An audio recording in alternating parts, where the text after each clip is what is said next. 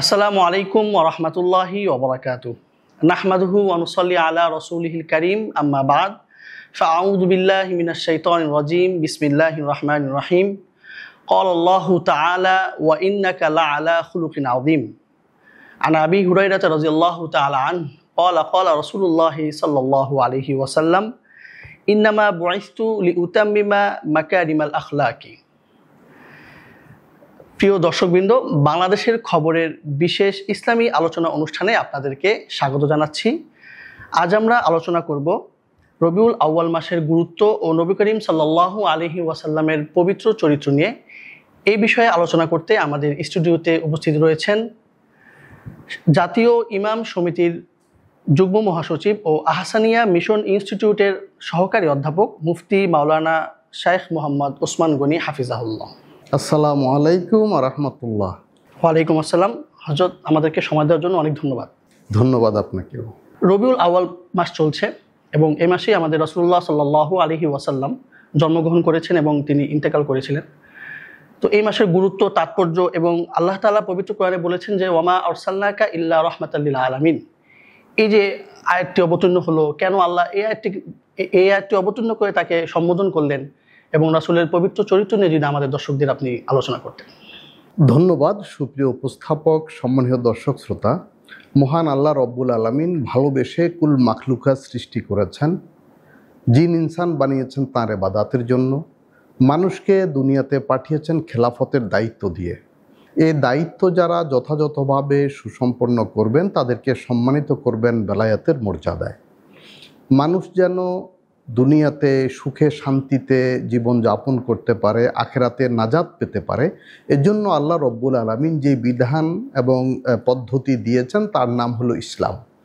এবং এই নিয়ম পদ্ধতিগুলো জানানোর জন্য, শেখানোর জন্য আল্লাহ রব্বুল আলামিন ওহী নাজিল করেছেন, কিতাব প্রেরণ করেছেন, নবী রসুল পাঠিয়েছেন। নবী রসুলগণের মধ্যে সর্বশেষ এবং সর্বশ্রেষ্ঠ নবী আখিরি নবী মুহাম্মদুর রাসূলুল্লাহ সাল্লাল্লাহু আলাইহি ওয়াসাল্লাম। এবং আপনি যে আয়াতে কারিমা পাঠ করেছেন যে ওয়াইন্নাকা লাআলা খুলুকিন আযীম, মহান আল্লাহ রব্বুল আলামিন প্রিয় নবীজি সাল্লাল্লাহু আলাইহি ওয়াসাল্লামের বৈশিষ্ট্য সম্পর্কে কোরআনে কারিমে বলেছেন যে হে প্রিয় হাবিব সাল্লাল্লাহু আলাইহি ওয়াসাল্লাম, আপনি চরিত্র মাধুর্যের পরম উৎকর্ষতায় অধিষ্ঠিত, মানে মানুষের মানবীয় গুণাবলীর সর্বশ্রেষ্ঠ সমাহার প্রিয় নবীজির জীবনে সন্নিহিত হয়েছে, সন্নিবেশিত আছে। এবং রাসূল করিম সাল্লাল্লাহু আলাইহি ওয়াসাল্লামকে আল্লাহ রব্বুল আলামিন রহমতুল্লিল আলামিন, সমগ্র সৃষ্টি জগতের জন্য, বিশ্ব জগতের জন্য, ইউনিভার্সের জন্য, মাল্টিভার্সের জন্য রহমত হিসাবে পাঠিয়েছেন। এবং ওনার জীবন কর্মে এটি আমরা দেখি প্রতিফলিত হয়েছে এবং সারা বিশ্ব আলোকিত হয়েছে ওনার শুভাগমনে। এবং ওনার আগমনটা রবিউল আউয়াল মাসে, এবং এই কারণে রবিউল আউয়াল মাস মহিমান্বিত এবং সম্মানিত, মর্যাদাপূর্ণ। রবি মানে বসন্ত, আউয়াল মানে প্রথম, রবিউল আউয়াল মানে বসন্তের প্রথম মাস। আরব দেশে তৎকালীন যে বসন্তকাল হতো এবং সেই বসন্তকালের 2 মাসের প্রথম মাস হলো রবিউল আউয়াল। রাসূল করিম সাল্লাল্লাহু আলাইহি ওয়াসাল্লাম পৃথিবীতে ভূমিষ্ঠ হয়েছেন, শুভাগমন করেছেন ভোরের আলো নিয়ে, প্রভাতের উষার আলো নিয়ে, সেই স্নিগ্ধ আবেশে। আবার আমরা জানি রবিউল আউয়াল মাসে উনি যেমন পৃথিবীতে আগমন করেছেন, তেমনি তিনি হিজরত করেছেন। ওনার জীবনে শ্রেষ্ঠতম ঘটনাগুলোর অন্যতম হিজরত, সেটিও সংগঠিত হয়েছে রবিউল আউয়াল মাসে। এবং আপনি চমৎকার বলেছেন যে ওনার ওফাত কিন্তু রবিউল আউয়াল মাসে হয়েছে। মানুষের জীবনে জন্ম এবং এই মৃত্যু এটি খুবই গুরুত্বপূর্ণ। যেই বিষয়টা আমরা দেখি সূরা মারিয়ামের মধ্যে, হযরতে ঈসা আলাইহিস সালামের জবানিতে এই কথাটি আল্লাহ তাআলা উদ্ধৃত করেছেন। তিনি বলেছেন সালামুন আলাইয়া ইয়াউমা বুলিদতু ওয়া ইয়াউমা আমুতু ওয়া ইয়াউমা উবআসু হাইয়া, যে মানুষের উপরে আল্লাহর শান্তি, রহমত, বরকত প্রতিনিয়ত সদা সর্বদা প্রবাহমান রয়েছে। কিন্তু তিনি বলেন বিশেষ করে আমার জন্মের সময়টা, আমার মৃত্যুর সময়টা এবং যেদিন আমার পুনরুত্থান হবে সেই সময়টা বিশেষ শান্তি আল্লাহর পক্ষ থেকে। তো নবীজির জন্ম যেমন এই মাহে রবিউল আউয়ালে, ওনার অফাত বা তিরোধান এই মাহে রবিউল আউয়ালে। এই কারণে মাহে রবিউল আউয়াল খুবই গুরুত্বপূর্ণ। এর সাথে আমাদের সম্পর্ক কি, আমলের সম্পর্ক কি? প্রিয় নবীজি সাল্লাল্লাহু আলাইহি সাল্লামের জন্ম বারটা সুনিশ্চিত সোমবার, এবং সেই নবী করিম সাল্লাল্লাহু আলাইহি ওয়াসাল্লাম প্রতি সোমবার রোজা পালন করতেন। তিনি আরও রোজা পালন করতেন, বৃহস্পতিবার রোজা পালন করতেন, 13, 14, 15 তারিখ চাঁদের তিনি আইয়ামে বিদের রোজা পালন করতেন। কিন্তু সোমবারের রোজাটা সর্বাধিক ছিল, এমনকি এটি দৃশ্যমান চোখে পড়ার মতো ছিল। সাহাবে একরাম প্রশ্ন করলেন, ইয়া রাসূলুল্লাহ সাল্লাল্লাহু আলাইহি ওয়াসাল্লাম, আপনি সোমবারে কেন এত গুরুত্ব দিয়ে রোজা পালন করেন? তখন নবী করিম সাল্লাল্লাহু আলাইহি সাল্লাম বলেছেন, এই দিনে আমি ভূমিষ্ঠ হয়েছি এবং এই দিনে আমি ওহীপ্রাপ্ত হয়েছি, যে প্রথম ওহীটা এই সোমবার দিনে ছিল। তাহলে এই যে জন্মের মাস, এটি অত্যন্ত গুরুত্বপূর্ণ, তাৎপর্যপূর্ণ, এবং এই দিবসটিও কিন্তু ফজিলতপূর্ণ। আমরা এজন্য নবীজির সুন্নাত হিসাবে প্রতি সোমবার এবং বৃহস্পতিবার রোজা পালন করতে পারি। এটি আমাদের আমলে বরকত হবে এবং প্রিয় নবীজির মহব্বতের প্রকাশ হবে। জি হযরত, খুব সুন্দর বলেছেন। আমরা যদি রাসূলুল্লাহ সাল্লাল্লাহু আলাইহি ওয়াসাল্লামের পবিত্র চরিত্র এবং নৈতিক শিক্ষার দিকে লক্ষ্য করি, আমরা দেখব যে তিনি মানুষের প্রতি এবং সমাজের প্রতি যে দয়া দেখিয়েছেন, ন্যায় বিচার করেছেন। তো এটি থেকে আমরা কিভাবে শিক্ষা নিতে পারি? যদি আমরা বলি যে তিনি শত্রুদের সঙ্গে কেমন আচরণ করতেন, বা মক্কা বিজয়ের পরে ক্ষমতার চূড়ান্ত পর্যায়ে তিনি কাফের মুশরিকদের সাথে যে আচরণ করেছিলেন, তা থেকে আমাদের বর্তমান সময়ের কি শিক্ষা নেওয়া যেতে পারে বলে আপনি মনে করেন? ধন্যবাদ। এই বিষয়টা বলার অপেক্ষা রাখে না যে তিনি তো রহমতুল আলামিন, রহমত থেকে আল্লাহর পরিচয় রহমান এবং রহিম, যেটা বিসমিল্লাহর মধ্যে আছে, সূরা ফাতিহার শুরুতে আছে। এবং এই রহিম, রহমান, এই যে বিশেষণ আল্লাহ রব্বুল আলামিন নবীজির শানে বলেছেন, লাকাদ জাআকুম রাসূলুম মিন আনফুসিকুম আজিজুন আলাইহি মা আনিতুম হারিসুন আলাইকুম বিল মুমিনিনা রাউফুর রহিম। যে এমন এক রসুল তোমাদের মধ্য থেকে এসেছেন তোমাদের কাছে, যে তোমাদের কষ্টে তিনি বিচলিত হন, ব্যথিত হন, এবং তিনি সর্বদা আশাবাদী। যতই প্রতিকূল পরিবেশ হোক তিনি হতাশ হন না, নিরাশ হন না, এবং নেগেটিভ কোনো কিছু ওনার মধ্যে নেই, উনি প্রোয়েক্টিভ। এরপরে বলেছেন বিল মুমিনিনা রাউফুর রহিম। আমরা জানি রউফ রহিম আল্লাহর নাম। এখানে আল্লাহ জাল্লা শানহু নিজের বিশেষণ, নিজের বৈশিষ্ট্য, নিজের সেফাত, নিজের গুণ নবীর শানে বললেন যে রউফ রহিম, তিনি স্নেহশীল, দয়ালু। তাহলে নবীজির দয়া মায়া কত বেশি ছিল উম্মতের জন্য, ভালোবাসা কত ছিল। আমরা জানি উম্মত মানে শুধু কালেমা পড়েছে তারা নয়, যারা কালেমা পড়েছে, কালেমা পড়ে নাই, সকলেই কিন্তু নবীর উম্মত। যারা কালেমা পড়ে নাই তারা উম্মতে দাওয়াত, আর যারা কালেমা পড়েছে তারা উম্মতে ইজাবাত, মানে গ্রহণকারী উম্মত। তো নবী করিম সাল্লাল্লাহু আলাইহি ওয়াসাল্লাম কখনো প্রতিশোধ পরায়ণ ছিলেন না। মক্কার কাফির মুশরিকরা, কুরাইশরা নবীজির উপরে কত জুলুম নির্যাতন করেছে, কিন্তু তিনি অম্লান বদনে সব কিছু সহ্য করেছেন। কখনো কটু বাক্য তিনি বলেন নাই, এর প্রতিশোধ নেন নাই, প্রতিকার করেন নাই।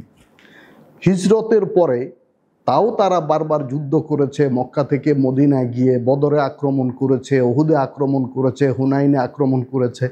এইসবের পরেও, এবং গজওয়ে আহজাবের মতো মহাযুদ্ধ সংগঠিত হয়েছে, এত কিছুর পরেও নবী করিম সাল্লাল্লাহু আলাইহি ওয়াসাল্লাম যখন 8ম হিজরিতে মক্কা শরীফে আসলেন, মক্কা বিজয় হলো, তিনি 6ষ্ঠ হিজরিতে আসলেন, তারা কিন্তু বাধা দিল, প্রবেশ করতে দিল না। পবিত্র হুদায়বিয়ার সন্ধি সেখানে সংগঠিত হলো।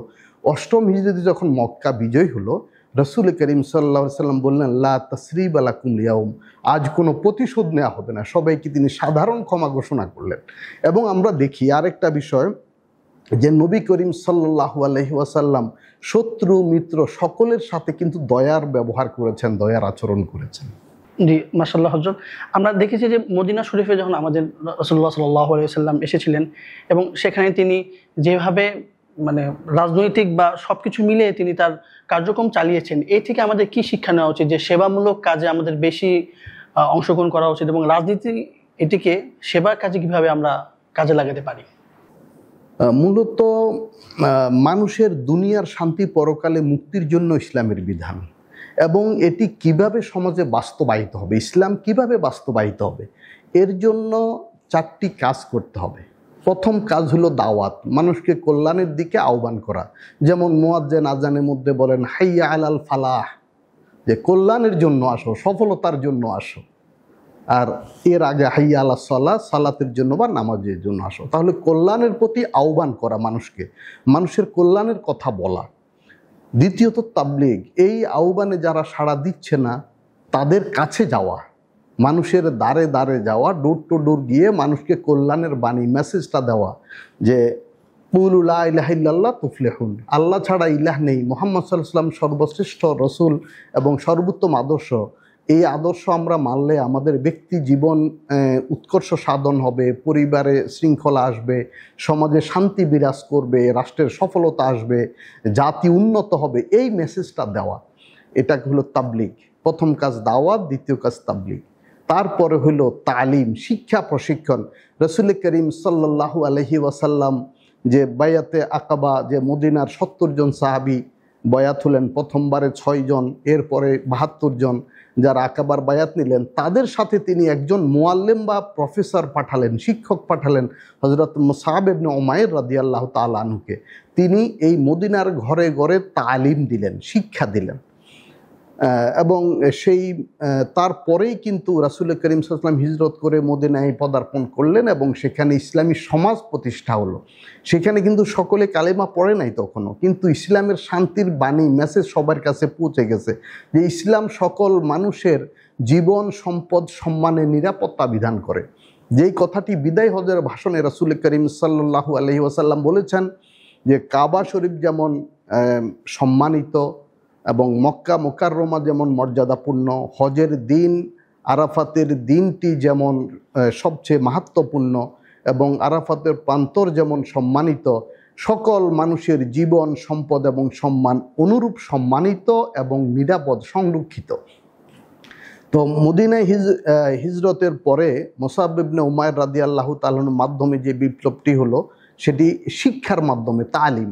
এবং এরপরে নবী করিম সাল্লাল্লাহু আলাইহি ওয়াসাল্লাম সাহাবে কিরামকে নিজ হাতে তারবিয়াত বা প্রশিক্ষণ দিলেন, যে শৃঙ্খলার প্রশিক্ষণ। সালাত বা নামাজ মানুষকে শৃঙ্খলা শেখায়, সওম রমজান মানুষকে আত্মসংযম, আত্মনিয়ন্ত্রণ শেখায় এবং চরিত্রের উৎকর্ষ, যেটি নবী করিম সাল্লাম বলেছেন, আপনি শুরুতে হাদিস বলেছেন, আবু হুরায়রা রাদিয়াল্লাহু তাআলা আনহু বর্ণনা করেছেন, ইন্নামা বুইসতু লিউতাম্মিমা মাকারিমাল আখলাক, যে আসলে আমি প্রকৃত অর্থে প্রেরিত হয়েছি মানুষের চারিত্রিক উৎকর্ষ সাধনের জন্য, মানুষকে মানুষ বানানোর জন্য, মানুষের মধ্যে যে পশুবৃত্তি আছে সেটাকে প্রশমনের জন্য, সেটাকে নিবারণ করার জন্য, নিয়ন্ত্রণের জন্য।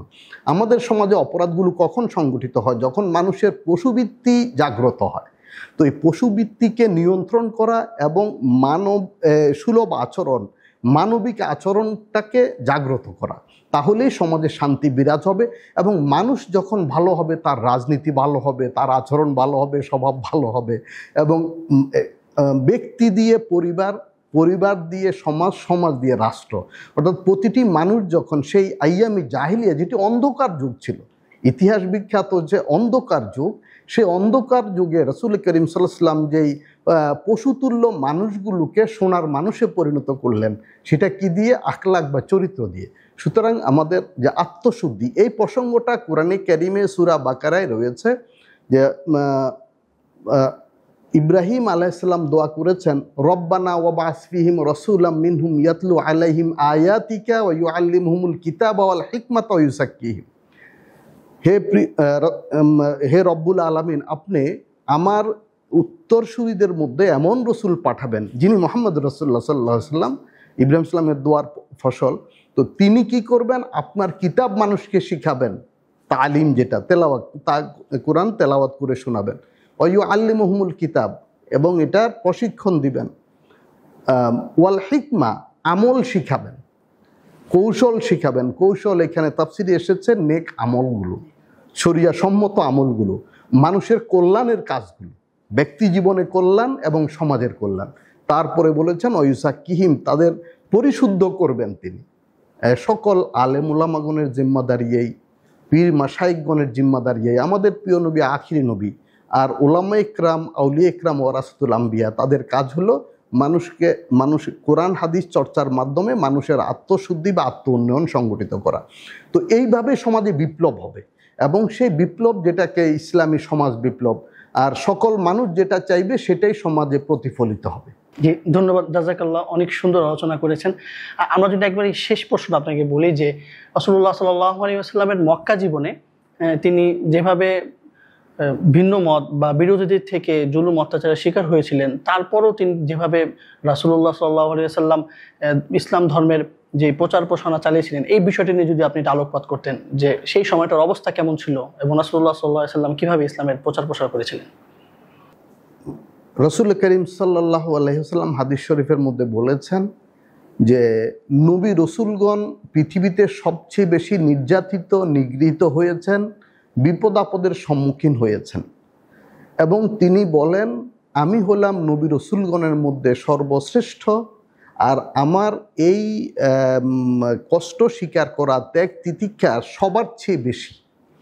আমরা তার উদাহরণ দেখি, রাসূল করিম সাল্লাল্লাহু আলাইহি ওয়াসাল্লাম যখন এই নামাজে রত থাকতেন, তখন আবু জেহেলের অনুসারীরা উটের নাড়ি বুড়ি এনে ওনার ঘাড়ের উপরে রেখে দিত, নাউজুবিল্লাহ। কিন্তু তিনি কখনো টু শব্দটিও করেন নাই, শুধু দোয়া করেছেন। আমরা দেখি যখন তিনি তায়েফে গেলেন, তায়েফের লোকেরা তরুণদেরকে লেলিয়ে দিয়ে ওনাকে এই পাথর নিক্ষেপ করে উনি অজ্ঞান হয়ে গেলেন, ওনার মাথা ফেটে রক্ত বের হলো, ওনার রক্তে পায়ের জুতা আটকে গেল। তো এইভাবে তিনি বারবার অজ্ঞান হলেন। যখন তিনি কিছুটা সুস্থ হলেন, জিব্রাইল আলাইহিস সালাম আল্লাহর হুকুমে আসলেন, তিনি বললেন আপনি যদি চান, আপনি যদি হুকুম করেন, দুপাশের পাহাড়কে একত্র করে ওদেরকে ফিসে শেষ করে দিব। রাসূল করিম সাল্লাম বললেন না, তিনি আল্লাহর কাছে দোয়া করলেন, আল্লাহুম্মা হদি কওমি ওয়া হুম লা ইয়ালামুন, আল্লাহুম্মা হদি কওমি ওয়া হুম জাহিলুন। হে আল্লাহ, এই কওমকে, জাতিকে আপনি হেদায়েত দেন, কারণ তারা তো জানে না, তারা জাহিল, তারা অজ্ঞ, তারা মূর্খ। তো এই যে ক্ষমা, এই যে ভালোবাসা, এই যে উদারতা, এটাই হলো নবীজির আদর্শ। সুতরাং আমরা যারা সমাজ পরিবর্তনে আগ্রহী, সমাজ পরিবর্তনে কাজ করতে চাই, সমাজ উন্নয়নে কাজ করতে চাই, আমরা এইভাবে আত্মত্যাগের মাধ্যমে, আত্ম উৎসর্গের মাধ্যমে কাজটা করতে হবে। এবং সেটি হতে পারে সামাজিক সংগঠনের মাধ্যমে বা যে কোনো পর্যায়ে, ব্যক্তি পর্যায়ে। রাসূল করিম সাল্লাল্লাহু আলাইহি ওয়াসাল্লাম তরুণ বয়সে সংগঠন করেছেন, হিলফুল ফুজুল করেছেন, এবং সেখানে তিনি বিদেশি মুসাফিরদের নিরাপত্তা বিধান, তাদের থাকা খাওয়ার ব্যবস্থা এবং দুর্দশাগ্রস্ত মানুষের সাহায্য সহযোগিতা করা, এতিম বিধবা নারী শিশুদের সাহায্য করা, এই কর্মসূচিগুলো যেগুলো আজকাল বিশ্ব সেরা ব্যক্তিগণ বিভিন্ন এনজিও প্রতিষ্ঠান করে থাকে বা বিভিন্ন সংগঠন করে, এগুলো ১৫০০ বছর আগে রাসূল করিম সাল্লাল্লাহু আলাইহি ওয়াসাল্লাম আমাদেরকে শিখিয়েছেন। সুতরাং আমরা সর্বশেষ বুখারী শরীফে একখানা হাদিস বলবো। রাসূল করিম সাল্লাল্লাহু আলাইহি ওয়াসাল্লাম বলেছেন, ইরহাম মান ফিল আরদি ইয়ারহামুকা মান ফিস সামা, যে তুমি জগতে যারা আছে, জগতে যারা আছে মানে শুধু মানুষ নয়, পশু পাখি প্রাণীকুল, উদ্ভিদ জগৎ, আরও যা আছে, পরিবেশ প্রতিবেশে যা আছে, সব কিছুর উপরে তুমি দয়ার আচরণ করো। ইয়ারহামুকা মান ফিস সামা, যে মহান আল্লাহ রব্বুল আলামিন যিনি আরশে অধিষ্ঠিত আসমানে আছেন, তিনি তোমার উপরে দয়া করবেন। সুতরাং দয়া, ভালোবাসা, আমরা দেখি রাসূল করিম সাল্লাল্লাহু আলাইহি ওয়াসাল্লাম এই ভালোবাসা দিয়েই কিন্তু জয় করেছেন। মক্কা তিনি জয় করেছেন, কিন্তু অস্ত্রের বলে নয়, ভালোবাসা দিয়ে। আমরা দেখি বন্দীদের সাথে কি আচরণ করেছেন। এই বদরের যুদ্ধে ৭০ জন বন্দী হলো, সাহাবে একরাম নবীজির হুকুমে বন্দীদেরকে উটের উপরে বসিয়ে, বাহনের উপরে আরোহণ করিয়ে নিয়ে আসলেন, নিজেরা হেঁটে আসলেন। বন্দীদেরকে খেতে দিলেন ভালো খাবার, রুটি, আর ওনারা খেলেন শুকনা খেজুর বা জবের ছাতু, মানে নিজেরা না খেয়ে তাদেরকে খাওয়ালেন। বন্দীদের সাথে এমন আচরণ কিন্তু পৃথিবীতে কোথাও দেখা যায় না, এবং এই আচরণ দেখেই কিন্তু মানুষ ইসলাম গ্রহণ করেছে, মুসলমান হয়েছে। আবার শিক্ষার ক্ষেত্রে রাসূল করিম সাল্লাল্লাহু আলাইহি ওয়াসাল্লাম তিনি ৩টি স্কুল করেছিলেন, যেটাকে আমরা আরবিতে বলি মাদ্রাসা। ইংরেজিতে স্কুল বা বাংলায় বিদ্যালয়, তিনি জীবনে 3টি বিদ্যালয় বা স্কুল প্রতিষ্ঠা করেছিলেন। মক্কা মুকাররমাতে তিনি দারে আরকাম নামে হজরত আরকাম রাদিয়াল্লাহু তাআলা আনহুর বাড়িতে একটি শিক্ষা প্রতিষ্ঠান গড়ে তোলেন। সেখানে ওস্তাদ ছিলেন নবীজি স্বয়ং, ছাত্র ছিল সাহাবা ইকরাম। তিনি মদিনা হিজরতের পরে মসজিদে নববীতে আসহাবে সুফা বা মসজিদে নববীর আঙ্গিনাতে একটি সুপরিসর ঘরে সেখানে একটি শিক্ষালয় প্রতিষ্ঠা করেন। সেখানে নবীজি এবং সাহাবা ইকরাম কেউ কেউ ওস্তাদ ছিলেন, আর ছাত্র ছিল সাহাবা ইকরাম এবং দেশি বিদেশি মুসলিম অমুসলিম নির্বিশেষে আগত অনেকেই। তারপরে নবীজি বিশেষায়িত একটি স্কুল করলেন বদরের যুদ্ধের পরে। মানে এখানে যে শিক্ষার কত গুরুত্ব, নবীজি শিক্ষার মাধ্যমেই কিন্তু দ্বীনের প্রচার করেছেন। তো সেখানে দেখা গেল অমুসলিম শিক্ষক, বন্দি কুরাইশদের মধ্যে যারা শিক্ষিত ছিল, বন্দীদের মধ্যে যেখানে মুক্তিপণ ছিল, এবং সেই মুক্তিপণ ছিল বর্তমান বাজার মূল্যে 60 লাখ টাকারও বেশি। তো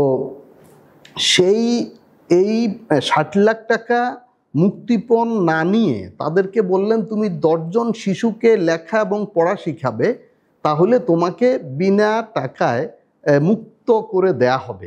তো এখানে তারা কিন্তু অমুসলিম, মুশরিক, এবং তাদেরকে মুসলিম শিশুদের শিক্ষার জন্য নবীজি নিয়োগ দিলেন। এবং এই একজন শিশুর জন্য প্রায় 6 থেকে 10 লাখ টাকা তাকে পারিশ্রমিক বা পারিতোষিক দেয়া হলো। হিসাব করলে দেখা যায় তাহলে এই যে আমাদের এই যে শুধু ইসলামী শিক্ষা নয়, এখানে ভাষা শিক্ষা ছিল। মুশরিকের কাছে তো আর ইসলাম শিক্ষার কিছু ছিল না।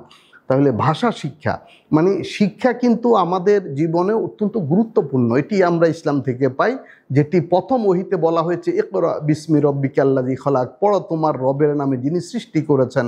খলাকাল ইনসান মিন আলাক, সৃষ্টি করেছেন মানুষকে আলাক থেকে। ইকরা ও রব্বুকাল আকরাম, পড়ো তোমার রবের নামে তিনি মহাসম্মানিত। আল্লাযী আল্লামা বিল কালাম, যিনি কলম দিয়ে শিখিয়েছেন। সুতরাং নবীজির আদর্শ, নবীজির এই 23 বছরের জীবন এবং নবীজির পুরো জীবন আমাদের জন্য আদর্শ। আমরা যদি সেটি অনুসরণ করি আমাদের সমাজ সুন্দর হবে, আমাদের সমাজে ইসলামী বিপ্লব সংগঠিত হবে ইনশাআল্লাহ। ইনশাআল্লাহ। আসলে রাসূলুল্লাহ সাল্লাল্লাহু আলাইহি ওয়াসাল্লাম যে জীবন কর্ম এবং তার থেকে শেখার যে বিষয়গুলো, এগুলো তো আলোচনার মাধ্যমে শেষ হয় না। খুবই সময় স্বল্পতার কারণে আমরা সব বিষয় আলোচনা করতেও পারিনি। তারপরেও আপনাকে অনেক ধন্যবাদ যে খুব সুন্দর সব বিষয়ে আপনি আলোকপাত করেছেন, এবং আশা করছি যে এর মাধ্যমে দর্শক তার অনেক প্রশ্ন এবং অনেক জিজ্ঞাসার উত্তর পেয়ে গিয়েছে। আপনাকে অনেক ধন্যবাদ। সর্বশেষ বলতে চাই, আম্মাজান আয়েশা রাদিয়াল্লাহু তাআলা আনহাকে প্রশ্ন করা হয়েছিল নবীজির জীবন কেমন ছিল। তিনি বলেছেন, কানা খুলুকুহু আল কোরআন, তার জীবন ছিল কোরআনের মতো। সুতরাং প্রিয় দর্শক শ্রোতা, আসুন কোরআন পড়ি, কোরআন বুঝি, কোরআন মতো জীবন গড়ি, তবেই আমাদের সমাজ সুন্দর হবে ইনশাআল্লাহ। ইনশাআল্লাহ। প্রিয় দর্শকবৃন্দ, নবী করিম সাল্লাল্লাহু আলাইহি ওয়াসাল্লামের জীবন মানবজাতির জন্য একটি পূর্ণাঙ্গ জীবন ব্যবস্থা। রবিউল আউয়াল মাস আমাদের মনে করিয়ে দেয় তার প্রতি ভালোবাসা, অনুগত্য এবং তার আদর্শে চলার প্রয়োজনীয়তা। আসুন আমরা সবাই রাসূলুল্লাহ সাল্লাল্লাহু আলাইহি ওয়াসাল্লামের পবিত্র চরিত্রের আলোকে নিজেদের জীবন গড়ি, তবেই দুনিয়া ও আখিরাতে সফলতা লাভ হবে ইনশাআল্লাহ। আল্লাহ আমাদের সেই তৌফিক দান করুন। আসসালামু আলাইকুম ওয়া রাহমাতুল্লাহি ওয়া বারাকাতুহু।